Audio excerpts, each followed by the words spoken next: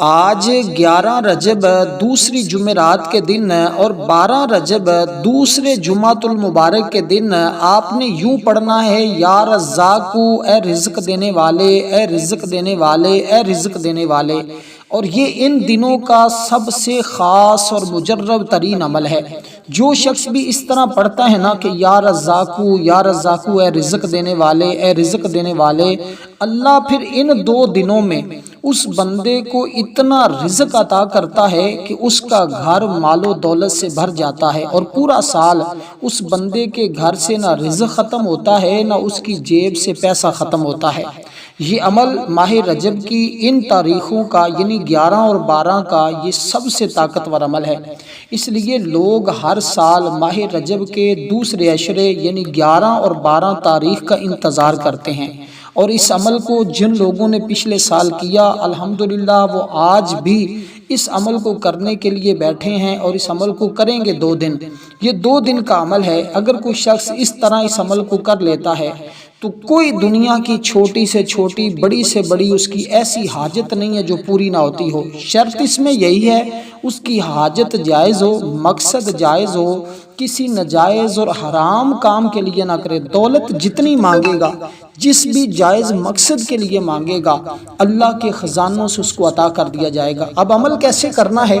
پہلے دن جمعرات کے دن آپ نے جس وقت اس عمل کو کرنا ہے نا، جمعۃ المبارک کے دن بھی اسی ٹائم میں آپ نے اس عمل کو کرنا ہے، کیونکہ جمعرات کا وہ دن ہے کہ جس میں اللہ کی رحمتوں کے اور جنتوں کے دروازے کھول دیے جاتے ہیں۔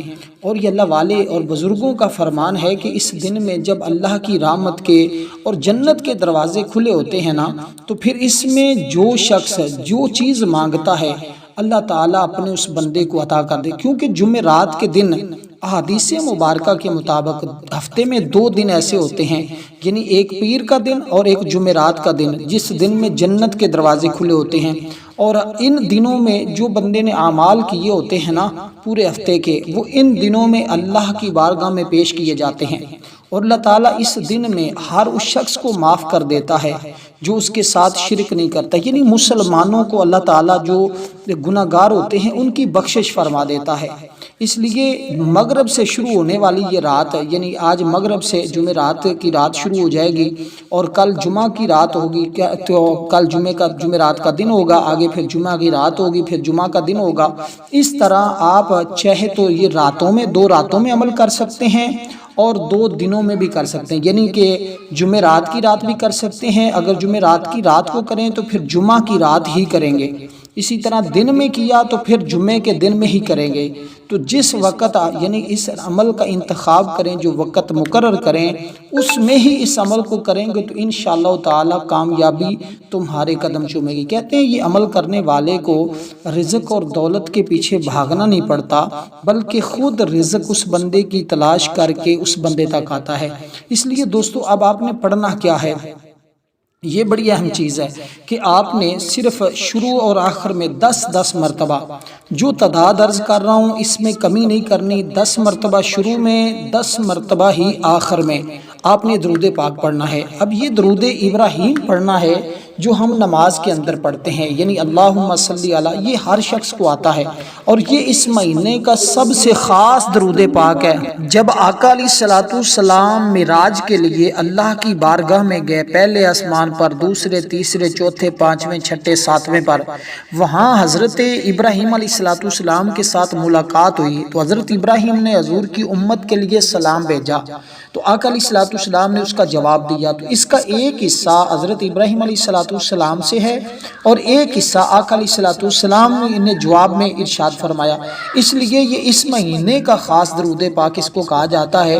تو ہم نے اول آخر اس درود پاک کو اس تعداد کے برابر ہی پڑھنا ہوگا، کیونکہ 10 دن گزر چکے ہیں، ماہ رجب کے 11واں شروع ہے، تو 10 بار ہم درود پاک پڑھیں گے، یہ اس کی ترتیب ہوگی۔ تو اس کے بعد ہم نے سب سے پہلے یہ اسم مبارک پڑھنا ہوگا، یا غفور، یا ایک ہوتا ہے یا غفار، ایک ہوتا ہے یا غفور، تو ہم نے پڑھنا ہے یا غفور۔ اس کو کیسے پڑھنا ہے یہ میں ترتیب ذرا عرض کرنا چاہوں گا، یا غفور، یا غفور، یا غفور، یعنی جب وقف کرنے لگنا ہے تو پھر آپ نے یا غفور کہنا ہے۔ تو اس کا مطلب کیا ہے؟ اے بخشنے والے۔ تو اللہ ہمارے زندگی کی خطاؤں کو، گناہوں کو معاف فرما دیتا ہے۔ جب کوئی حضور کا امتی غلام اس طرح یہ پڑھتا ہے نا، اللہ کا نام لیتا ہے۔ دیکھیں حضور علیہ السلام کے ایک بیٹے کا نام بھی ابراہیم تھا، کیونکہ ابراہیم علیہ السلام کے خاندان کا یہ پیش بہا تحفہ جو امتیہ محمدیہ کے حق میں پیش کیا گیا، اس کے بدلے میں امت محمدیہ کو یہ حکم دیا گیا کہ خاندان ابراہیم کے حق میں اس کو 5 نمازوں میں دعا کے طور پہ پڑھا جائے۔ یہ درود پاک وہ ہے، اس کو دعا حضور علیہ السلام نے درود ابراہیم کی صورت میں ہمیں عطا کیا کہ یہ دعائے ابراہیم بھی ہے اور یہ دعائے حضور بھی ہے۔ تو اس لیے یہ درود پاک تمام سیغوں سے افضل ہے، کیونکہ اس کے الفاظ خود آقا علیہ السلام نے ارشاد فرمائے ہیں۔ اس کے ذریعے دنیاوی بزرگی، فیوز و برکات حاصل کرنے کا یہ سب سے بہترین ذریعہ ہوتا ہے۔ تو اس سے رحمت اور خوشنودی حاصل ہوتی ہے، دنیا کے تمام کاموں میں آسانی پیدا ہو جاتی ہے، قدم قدم پر اللہ کی مدد شامل حال رہتی ہے، حاجات جتنی بھی ہوں چھوٹی بڑی سب پوری ہو جاتی ہیں، حضور صلی اللہ علیہ وسلم کی شفاعت بھی نصیب ہوتی ہے۔ رزق کی تنگی کے لیے تو یہ عمل تیر بہدف ہے۔ مال و اسباب میں برکت اور کثرت، جب برکت اور کثرت دونوں چیزیں جس بندے کو مل جاتی ہیں نا، وہ دنیا کا سب سے بہترین انسان ہوتا ہے۔ اس لیے اس کی آخرت بھی اچھی ہوتی ہے، دنیا بھی اچھی ہو جاتی ہے۔ تو اس کے پڑھنے والا بندہ کبھی کسی کا محتاج نہیں ہوتا۔ یہ اس عمل کا خاصہ ہے، یہ اس عمل کی تاثیر ہے، یہ اس عمل کی طاقت ہے کہ گویا وہ بندہ دریائے رحمت میں ہے، اور پڑھنے والا دریائے رحمت میں غوطہ زن ہو جاتا ہے جب کوئی اس طرح پڑھتا ہے۔ تو اس لیے اس پر اللہ تعالیٰ کی رحمتیں اور کرم کی بارش برسنے شروع ہو جاتی ہے۔ اب آپ نے یہ اسم مبارک جو میں نے آپ کے سامنے ذکر کیا ہے، جو میں نے آپ کے سامنے پڑھا ہے، تو یہ آپ نے تحمل کے ساتھ ہے، بردباری کے ساتھ ہے، اور اپنے ذہن میں اپنی تمام تصورات، جو آپ کا مقصد ہے، جو آپ کی حاجت ہے، اس کو رکھتے ہوئے، اور اس میں آپ نے یہ ذہن رکھنا ہے کہ میری زندگی کی خطائیں جو جانے انجانے میں جو بھی مجھ سے ہوئی ہیں، یا اللہ میں تجھ سے معافی مانگ رہا ہوں، اس کا مطلب ہی بخشنے والے۔ تو اللہ پاک اس کے برکت سے اس بندے کی بخشش فرما دے گا۔ تو بخشش کے بعد جو اگلی چیز آپ نے پڑھنی ہے، تو پہلی چیز یہ ہوتی ہے بخشش۔ اکثر لوگوں کو نہیں پتا ہوتا، کیونکہ اپنے بندوں کے بارے میں بار بار بندہ گناہ کرتا ہے۔ اس کا مطلب ہی یہ ہے کہ بار بار معاف کرنے والا بندہ بار بار گناہ کرتا ہے، اللہ بار بار بندے کو معاف فرما دیتا ہے، چونکہ وہ اپنی مخلوق کے گناہوں کو اپنی رحمت تھلے ڈھانپ لیتا ہے، اس لیے اس کو غفور کہا جاتا ہے۔ گناہ خواہ چھوٹے ہوں یا بڑے ہوں، بخشش طلب کیے بغیر معاف نہیں ہوتے، اس لیے اللہ تعالیٰ سے ہمیشہ مغفرت طلب کرتے رہنا چاہیے۔ تو مغفرت کی 3 طرح کی ہوتی ہے۔ پہلی یہ کہ اپنے گناہوں کی معافی مانگی جائے، دوسری یہ کہ دوسرے مسلمان بھائی کے لیے مغفرت طلب کی جائے، تیسری یہ کہ جو مسلمان بھائی عزیز دنیا سے چلے گئے ہیں ان کے لیے بخشش طلب کی جائے۔ تو یہ ایسا اسم مبارک ہے جس کے ذریعے تینوں طرح کی بخشش نصیب ہو جاتی ہے۔ تو یہ اسم گناہوں کی معافی کے لیے اکثیر کا درجہ رکھتا ہے۔ انسان کی کوتاہیوں پر جو ہے بار بار انسان کوتاہیاں کرتا ہے، غلطیاں کر لیتا ہے۔ اب یہ آپ نے صرف اور صرف آج کیونکہ 11 ہے، آج 11 تاریخ ہے، تو ہم نے 11 بار اس کو پڑھنا ہے۔ اب دیکھیے گا عمل جو طریق بتا رہا ہوں نا، یقین جانیں جب یہ عمل لوگ کرتے ہیں نا، تو وہ خود اس عمل کی تاثیر اور اس کی برکتوں کو دیکھ کر حیران رہ جاتے ہیں کہ اتنا کمال کا عمل۔ اسی طرح اگر کوئی بندہ دور بڑی دیر سے عرصہ دراز سے بیمار ہے اور کہیں سے کوئی اس کو فاقہ نہیں ہو رہا، بڑی کوشش کر چکا ہے، بڑے جتن کر چکا ہے، بڑی اس نے جدوجہد کر لی، انشاءاللہ تعالی اللہ اس کے لیے ایسے شفا کے ذریعے بنا دے گا اور ایسے معاملات اس کے لیے پیدا کر دے گا کہ وہ انسان ہے۔ اور یہ کہتے ہیں کہ یہ اسم مبارک اگر کاغذ کے اوپر یا روٹی کے اوپر لکھ کر کسی کو کھلا دیا جائے نا، تو اللہ کے فضل و کرم سے اللہ تعالیٰ اس کو شفا عطا فرما دیتا ہے۔ تو اس لیے غم اور صدمے کا علاج، حالانکہ یہ ایسے ہیں کہ ان کا میڈیکلی علاج نہیں، لیکن یہ عمل ایسا ہے جس کے ذریعے یہ علاج بھی ممکن ہو جاتا ہے۔ گھروں کے اندر، مختلف گھروں کے اندر دیکھیں اس وقت ہر شخص کسی نہ کسی غم میں، کسی نہ کسی پریشانی میں مبتلا ہے۔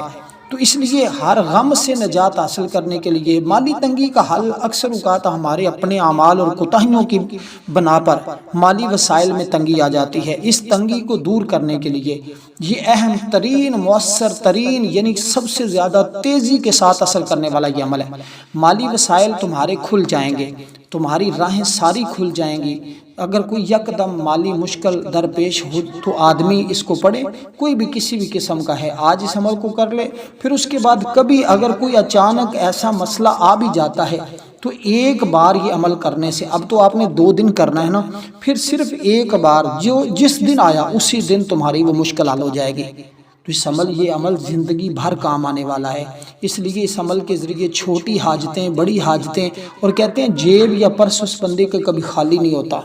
اس لیے اس کے مختلف تعویذ بھی بنائے جاتے ہیں، اور اس تعویذ کو اس اسم مبارک کو لے کر ٹوپی میں بھی رکھا جاتا ہے۔ کسی حاکم کے سامنے جائیں تو وہ مہربان ہو جاتا ہے، اسی طرح کوئی دشمن ہو، جان لینے پہ تلا ہوا ہو، تو اس کے سامنے جائیں تو اس کا دل بھی نرم ہو جاتا ہے۔ اس لیے طویل بیماریوں سے لڑنے والوں کو بھی شدید قسم کے صدمے کو دور کرنے کے لیے، لوگوں کو توبہ اور استغفار کی طرف مائل کرنے کے لیے، اکثر دوست احباب بھائی بہنیں یہ بات بھی کہتے ہیں کہ ہماری اولاد نافرمان ہو چکی ہے، ہماری اولاد کے لیے کوئی راستہ نہیں بن رہا، ہمارے وسائل نہیں ہیں، ہمارے معاملات ایسے ہیں۔ تو اس عمل کی بدولت جو چیز بھی جو مانگتا ہے نا اس کو مل جاتی ہے۔ بس یہ بات سادہ سی ہے جو میں نے آپ کو ساری جو لمبی تمہید بتانی تھی وہ میں نے آپ کو 2 لفظوں میں سمجھا دی ہے۔ تو آپ نے اس کے بعد اللہ تعالیٰ سے لطافت مانگنی ہے، اور وہ کیونکہ لطف و کرم کا بارش کرنے والی ذات وہی ہے۔ اب آپ نے اپنے رب کو کیسے پکارنا ہے، یہ وہ عمل ہے کہ ایک لڑکی کہتی تھی کہ میرا رشتہ اس وجہ سے نہیں ہو رہا کہ جس کے ساتھ رشتہ کرنا چاہتی ہوں اس کے پاس اپنا کوئی کاروبار نہیں ہے، بے روزگار پھر رہا ہے۔ اور جب یہ عمل کیا تو الحمدللہ روزگار بھی مل گیا اس کو، گھر بھی اس نے اپنا بنا لیا، اور بھی بہت سارے معاملات اس کے خود بخود حل ہو گئے، کیونکہ یہ عمل حسب منشا شادی کے لیے بھی بہت زیادہ پڑا جاتا ہے۔ یعنی جو ارادہ، جو مقصد، جتنے مال و دولت کی ضرورت ہو، بس آپ نے نیت کرنی ہے۔ نیت کرنا آپ کا کام ہے، کرم نوازی فرمانا اور اس میں کامیابی عطا کرنا یہ میرے رب کا کام ہے۔ اس لیے جو پسند کی شادی میں بھی لوگ اکثر یہ عمل کر لیتے ہیں اور یہ اس میں مبارک پڑھتے ہیں، کیونکہ اس کا مطلب ہے اے نرمی کرنے والے، اللہ ہی ہے جو اپنے بندوں پر مہربانی کرتا ہے اور ان سے نرمی سے پیش آتا ہے۔ اس کے لطف و کرم کا کیا کہنا ہے کہ اس نے حکیموں کو حکمت سے، علماء کو علم سے نوازا ہے، سالکوں کو شوق دیا ہے، اولیاء کو ولایت عطا فرمائی ہے، انبیاء کو نبوت عطا کی ہے، اہل تقوی کو بصیرت، اہل عقل کو شعور دیا ہے۔ یعنی جو جس کے قابل تھا نا اسے اسی قسم کی رحمت سے نواز دیا ہے۔ اس کے علاوہ اس کا مطلب بڑا سادہ سا، اتنی باریک چیز جو محسوس کی جا سکے لیکن پکڑی نہ جا سکے، اس لحاظ سے بھی اللہ تعالیٰ لطیف ہے، کیونکہ وہ آنکھ سے نظر نہیں آتا، نہ ہاتھ سے اسے چھوا جاتا ہے۔ پھول کی خوشبو محسوس تو ہوتی ہے لیکن پکڑی نہیں جاتی، جسم کا سانس محسوس تو کیا جاتا ہے، دیکھا نہیں جاتا۔ اسی طرح یہ عمل بھی انتہائی عالی شان ہے، جس کو کریں گے تو مزہ آئے گا اور پتہ چلے گا کہ یہ کتنا طاقتور ہے، کیونکہ اس کے ذریعے یہ تسخیر خلق بھی ملتی ہے، یعنی لوگ آپ سے محبت کرنے لگ جاتے ہیں اور فکر و فاقہ تو فوراً ختم ہو جاتا ہے نا، تنگ دستیاں تو نوستیں، پریشانیاں یہ ساری فوراً ختم ہو جاتی ہیں۔ اور اکثر ہمارے اوپر یہ جو نوستیں آتی ہیں، یہ جو پریشانیاں آتی ہیں، یہ جو دکھ آتے ہیں، یہ ہمارے اپنے گناہوں کی وجہ سے ہوتے ہیں۔ تو ہم کیونکہ پہلے اس عمل کا آغاز ہی دیکھیں اللہ والوں نے کیسی اس کی ترتیب بتائی ہے کہ اس کا آغاز ہی ایسی چیز سے کیا ہے کہ جس کے ذریعے ساری خطائیں معاف ہو جاتی ہیں اور ساری نوستیں اور پریشانیاں ختم ہو جاتی ہیں۔ اور پھر یہ جمعرات اور جمعہ کا دن، دونوں دن سیم ہی عمل کرنا ہے، یعنی یہ عمل جمعرات کو بھی کرنا ہے، جمعہ کے دن بھی کرنا ہے۔ کچھ اعمال ایسے ہوتے ہیں کہ جمعرات کو اور کرنا ہوتا ہے، جمعۃ المبارک کے دن کوئی اور عمل کرنا ہوتا ہے، لیکن یہ دونوں دن سیم ہی عمل ہوگا۔ اس لیے مکمل دھیان کے ساتھ، پوری توجہ کے ساتھ عمل کو سمجھیں گے تو انشاءاللہ تعالی کامیابی ہی کامیابی۔ دیکھیں جمعۃ المبارک کا دن یہ تمام دنوں کا سردار دن ہے۔ اسی طرح یہ مہینہ جس کو رجب کہا جاتا ہے، اس کے اندر بھی اللہ تعالیٰ نے ایک دن کے اندر، یعنی ایک لمحے کے اندر، اس میں جب بھی کوئی بندہ نیکی کرے نا پورے مہینے میں کسی دن بھی، اللہ تعالیٰ ہر ایک نیکی کا ثواب 70 گنا عطا فرماتا ہے۔ اسی طرح جمعۃ المبارک کے دن کی بھی یہی عظمت ہے کہ جو بندہ اس دن کو نیکی کرتا ہے نا، اللہ تعالیٰ اس کو 70 گنا بڑھا کر اجر و ثواب عطا فرماتا ہے۔ اس لیے یہ دن جو ہوتے ہیں نا، تو ایک تو جمعہ کا دن ہو، جمعرات کا دن ہو، پھر 7 ماہ رجب کا مہینہ، پھر دوسری جمعرات دوسرا جمعہ ہو، تو یہ تو قسمت والوں کو نصیب ہوتا ہے۔ اس لیے میں کہتا ہوں وہ لوگ بڑے ہی مقدر والے ہوں گے، بڑی قسمت والے ہوں گے جو یہ عمل کریں گے، ورنہ بڑے بڑے لوگ اس عمل سے محروم رہ جاتے ہیں۔ اس کی وجہ یہ ہوتی ہے کہ وہ اس عمل کو توجہ کے ساتھ سنتے ہی نہیں، سمجھتے، ان کو پتہ ہی نہیں ہوتا، شاید ان کی ابھی قسمت نہیں بدلنے والی ہوتی۔ کیونکہ دیکھیں اللہ تبارک و تعالیٰ نے دنوں کو پیدا کیا ہے، 6 دن میں اللہ تعالیٰ نے زمین اور آسمان اور تمام مخلوق کو پیدا فرمایا۔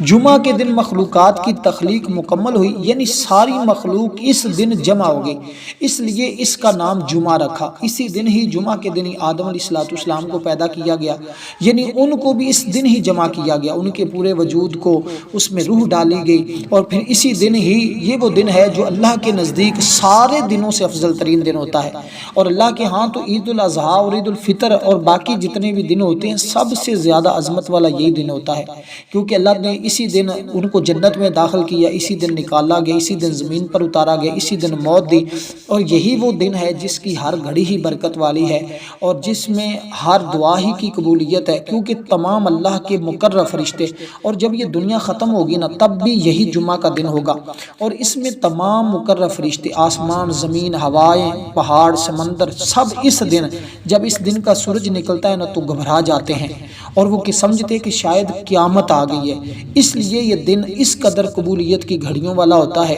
اور اس کا ہمیں ہر حال میں باقی دنوں کی طرح اس کو غفلت اور سستی میں نہیں گزارنا چاہیے۔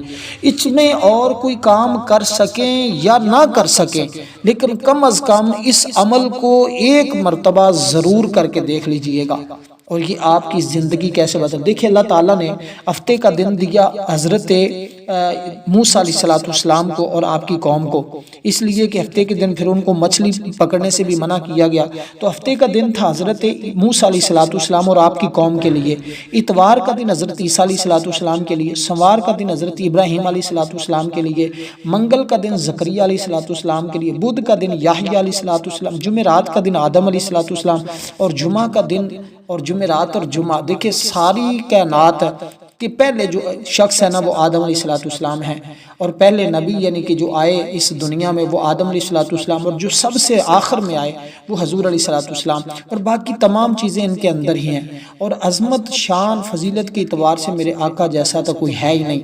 اس لیے دوستو آپ نے اس ترتیب کے ساتھ ہے اب یہ اس میں مبارک پڑھنا ہے، یا لطیفو یا لطیفو یا لطیفو، یہ کتنا مبارک، اسی طرح اس ترتیب کے ساتھ اس کو پڑھتے جائیں گے، اور تعداد بھی بالکل دیکھیں آسان سی، مختصر سی، اور اس کو آپ نے جب پڑھنا ہے تو اس کے فوراً بعد آپ نے وہ دعا پڑھنی ہے جس کے ذریعے اللہ تعالیٰ فوراً بندے کی مدد فرما دیتا ہے۔ وہ دعا سنیں گے تو حیران رہ جائیں گے، کیونکہ یہ وہ دعا ہے جس کو ہم نے پڑھا اور اس کی تاثیر کو حاصل کیا اور اس کی برکتیں حاصل کی، اور لمحہ بلمحہ یہ ترتیب جو ہوتی ہے یہ بندے کو اللہ تعالیٰ کے قریب کر دیتی ہے۔ اس طرح اللہ تعالیٰ کو پکارنا یہ انسان کو اللہ کے قریب کر دیتا ہے۔ اب آپ نے وہی الفاظ پڑھنے ہیں جس کے ذریعے الحمدللہ کئی بار جس کو پڑھا گیا، جس نے بھی پڑھا اس کو اللہ تعالیٰ کی فوراً مدد نصیب ہو گئی۔ اور وہ کلمات کیا ہیں؟ اب یہ جو کلمات میں نے، یہ اللہ تعالیٰ کا جو نام میں نے آپ کو بتایا ہے، تو اس کے ذریعے لطف و کرم آپ نے حاصل کرنا ہے، تو اس کو 21 بار پڑھنا ہوگا۔ اس کے بعد جو کلمات آپ کو جو دعا بتانے لگا ہوں، کیونکہ یہ ٹوٹل 5 کام آپ نے اگر کر لیے، جمعرات کو بھی اور جمعہ کو بھی، یہ 5 کام آپ نے کرنے ہیں، اور ہر حال میں کیجئے گا، کیونکہ دیکھیں جمعۃ المبارک کا دن اور جمعرات کا دن یہ جس کو نصیب ہو جاتا ہے، ساتھ یہ عمل مل جاتا ہے اور وہ کر لیتا ہے، میں کہتا ہوں اس جیسا انسان، وہ ہر خاندان کا ہر فرد، ہر بندہ اس بندے پہ رش کر رہا ہوتا ہے کہ کیا ہی اس نے قسمت پائی ہے، کیا ہی اس نے مقدر پایا ہے۔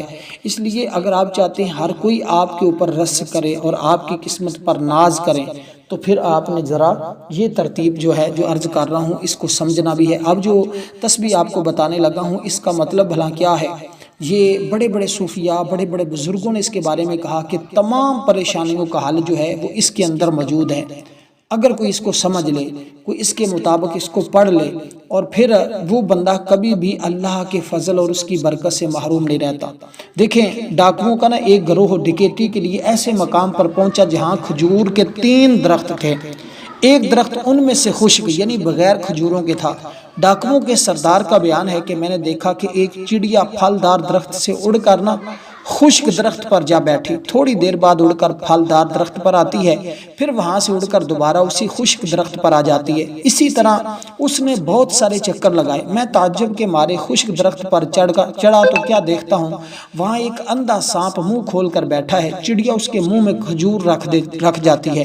یہ دیکھ کر میں رو پڑا اور اللہ تعالیٰ کی بارگاہ میں عرض گزار ہوا، یا الہی، ایک طرف یہ سانپ ہے جس کو مارنے کا حکم تیرے نبی محترم صلی اللہ علیہ وسلم نے دیا ہے، مگر جب تو نے اس کی آنکھیں لے لی تو اس کے گزارے کے لیے ایک چڑیا مقرر کر دی جو اس کو پال رہی ہے۔ دوسری طرف میں تیرا بندہ مسلمان بندہ ہونے کے باوجود مسافروں کو جو ہے وہ لوٹ لیتا ہوں۔ اسی وقت غیب سے ایک آواز گونج اٹھی ہے، فلاں توبہ کے لیے میرا دروازہ کھلا ہے۔ یہ سن کر میں نے تلوار تو توڑ ڈالی اور کہنے لگا میں اپنے گناہوں سے باز آیا۔ پھر وہی غیبی آواز سنائی دی اور غیب سے آواز آئی، ہم نے تمہاری توبہ کو قبول کر لیا۔